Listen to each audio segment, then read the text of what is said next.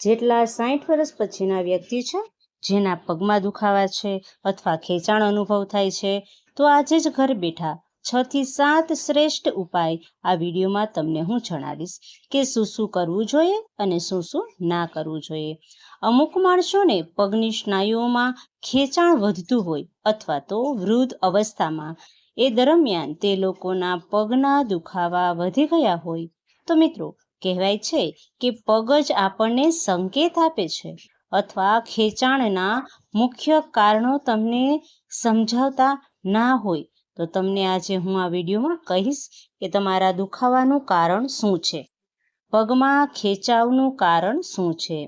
ઘર બેઠા તમે જો આ સરળ રીત તમે કરી, સરળ ટિપ્સ જે આ વિડીયોમાં તમને કહીશ, તો ઘર બેઠા તમારા પગ મજબૂત થઈ જશે, દુખાવા દૂર થઈ જશે અને એવા 3 ખોરાક વિશે વાત કરીશ જે તમારે દવા લેવાની પણ જરૂર નહીં પડે.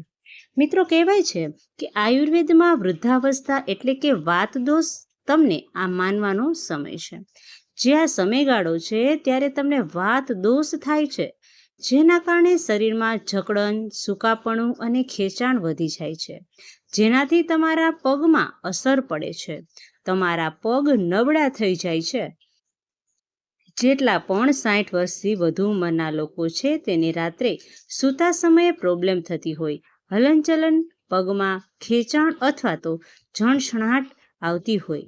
કહેવાય છે મિત્રો કે આ માણસો સમજે છે કે આ તો સામાન્ય બાબત છે, પણ મિત્રો આ સામાન્ય બાબત જરાય નથી.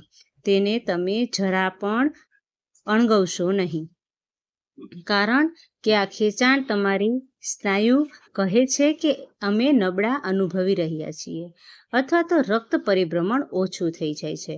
તો અમુક જે કારણ છે પહેલાં તમને તે જણાવીશ, તેના લીધે તે વસ્તુ થાય છે. પગમાં ખેંચાણના મુખ્ય કારણોની વાત કરું તો શરીરમાં તમારે પોટેશિયમ, કેલ્શિયમ અને મેગ્નેશિયમ જેવા ખનિજો ઘટે ત્યારે તમારા શરીરમાં ખેંચાણ અથવા પગમાં ખેંચાણ અનુભવ થાય છે. બીજું કારણ છે કે તમારી ઉંમર સાથે રક્તવાહિની એટલે કે નસ કડક થઈ જાય, સ્નાયુ સુધી તમને ઓક્સિજન અથવા તો પોષણ તત્વો નથી મળતા, તે એનો બીજો સંકેત છે. અથવા તમે કોઈ પણ કારણોસર તમને ડાયાબિટીસ છે અથવા તમે તેની દવાઓ લ્યો છો અથવા તો અન્ય કારણોસર ચેતાતંતુઓ નબળા પડવા લાગે તો તમારું શરીર સંકેત આપે છે કે તમારે હવે આગળ દુખાવો થવાનો છે. અથવા કોઈ પણ વ્યક્તિઓ હોય છે તે દવાની આડઅસરના લીધે પણ આ પ્રોબ્લેમ પડે છે. મિત્રો, જે લોકો પેશાબ વધારતી દવાઓ અથવા તો બ્લડ પ્રેશર ધરાવતી દવાઓ જે ગ્રહણ કરે છે તે લોકોને પગની સ્નાયુઓ ખેંચવાનો અહેસાસ થાય છે. અને ક્યારેક એવું પણ માનવામાં આવે છે કે જે લોકોને લોહીની નળીઓ સંકોચાઈ ગઈ છે અથવા તો પગના રક્ત પરિભ્રમણ હવે પહેલાં જેટલું નથી થતું, તો આ તેના મુખ્ય કારણ હતા, જેને ઘટાડવા માટે અમુક જે નિયમ છે આજે તમને કઈ ટિપ્સ છે જે તમે ઘર બેઠા કરી શકો છો. પહેલી વસ્તુની વાત કરું તો કે રાત્રે સૂતા પહેલાં તમારે હળવું સ્કેચિંગ કરવું અથવા તો યોગ કરવા. ખાસ કરીને જે પીડિતો છે, જે સાથળ છે, હા મિત્રો, જે તમારી પગની પીંડીઓ છે, સાથળ થઈ ગઈ છે, પાછળના ભાગની સ્નાયુ થઈ ગઈ, એનું સ્કેચિંગ કરવાથી તમને રિલેક્સ ફીલ થશે અને ખેંચાણ સાવ ઓછું થઈ જશે. બીજી વસ્તુ, તમારે રોજ તેલથી માલિશ કરવાની છે. જ્યાં સુધી મટે નહીં, તલનું તેલ તમે લઈ શકો છો, જૈતુનનું તેલ લઈ શકો છો, દેશી ઘી પણ લઈ શકો છો. તેનેથી તમને માલિશ કરવાથી શરીર ગરમ થશે અથવા તમારી રક્ત પરિભ્રમણ સારું અને સુધરશે અને સ્નાયુઓને આરામ મળશે. ત્રીજી વસ્તુ, તમે દિવસ દરમિયાન હલન ચલન કરવાનું છે. એક જગ્યાએ બેસીને પૂરો દિવસ નથી કાઢવાનું. દર કલાકે એટલે કે 5 થી 10 મિનિટ ધીમે ધીમે ચાલવાનું છે. ચાલવાથી તમારું રક્ત પરિભ્રમણ સક્રિય થશે અને સારું થશે. મિત્રો, શરીરમાં પાણીની કમીના લીધે પણ આવું બની શકે છે. તો તમારે પૂરતા પ્રમાણમાં 2 થી 3 લીટર પાણી પીવું જોઈએ, એટલે કે તમારું શરીર હાઇડ્રેટ રહેશે. હા મિત્રો, અને જે લોકોની દવાઓ ચાલુ છે અથવા તો ડાયાબિટીસની દવાઓ ચાલુ છે, તેને નિયમિત જે દવા લેતા હોય તો ખાસ કરીને બ્લડ પ્રેશર અને કોલેસ્ટ્રોલની દવા તો તમારા ડૉક્ટર સાથે તપાસ કરાવવાની છે.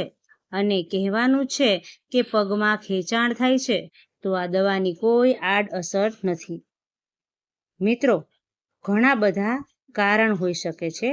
તમારા પગમાં ખેંચાણ થવો દુખે તો ડૉક્ટરની સલાહ તો પહેલે જ લેવાની અને શરીરમાં ચેકઅપ કરાવવું જોઈએ. હવે તમારે પગના ખેંચાણને દૂર કરવા અને પગને મજબૂતાઈ વધારવા માટે શું શું ખોરાક ખાવો જોઈએ તે પણ તમને કહી દઉં, તો ધ્યાનથી સાંભળો મિત્રો.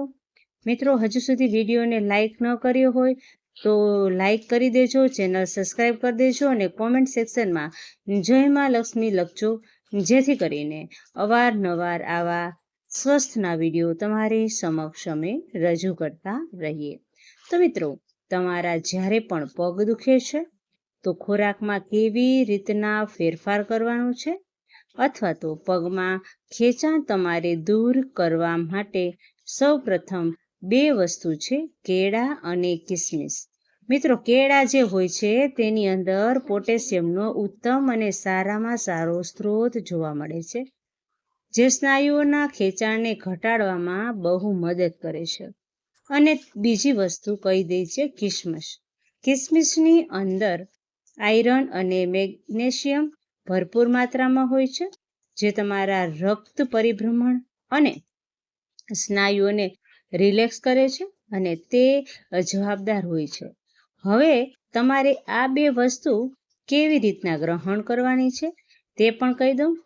રોજ સવારે 1 કેળું તમારે ખાવાનું છે અને આખી રાત પલાળેલી 4 થી 5 કિસમિસ સવારે ઉઠી ખાવાથી તમને ફાયદો થશે.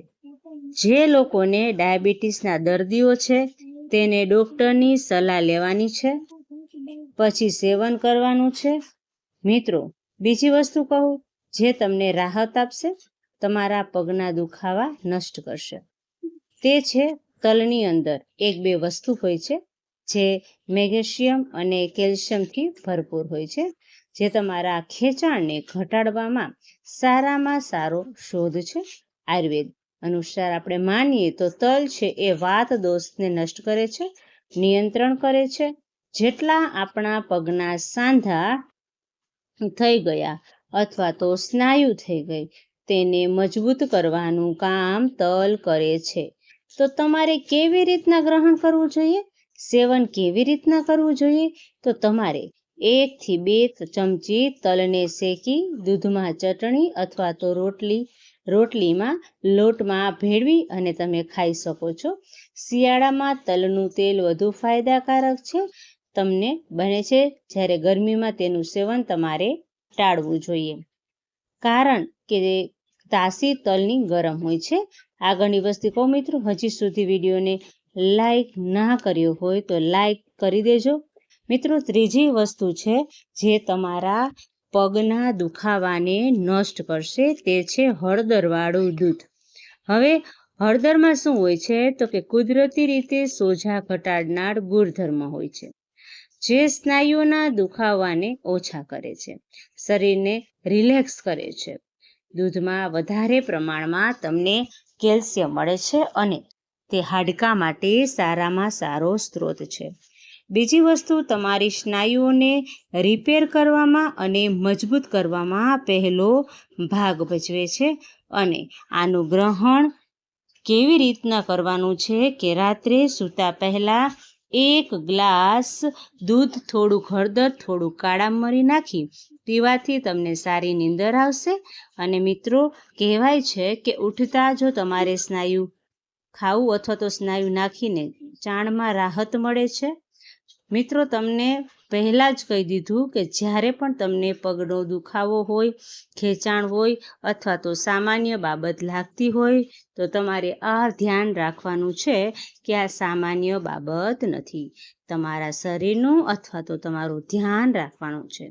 જેટલા પણ લોકો છે પોતાના આહાર બદલશે, રેગ્યુલર કસરત કરશે તો તેને પ્રોબ્લેમો એકદમ નષ્ટ થઈ જશે. અમુક માણસો હોય છે જે 60 વર્ષ પછીના વ્યક્તિઓ હોય છે જે ઘર બેઠા હોય છે, કોઈ પણ કામ કરતા નથી, કરવા છતાં પણ કોઈને બહાર જવાતા નથી અને કહે છે કે હું આરામ કરવાથી મને સારું થઈ જશે.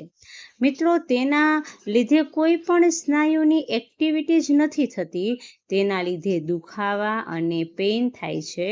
તો આ વસ્તુ તમારે બંધ કરવાની છે અને તમારે જીવનમાં આગળ શું કરવાનું છે, બહાર નીકળતા તમારે કંઈક નવું કામ કરવાનું છે. તેને લીધે તમારું માઇન્ડસેટ પણ એક્ટિવ રહેશે. મિત્રો, આ હતો પૂરો વિડીયો.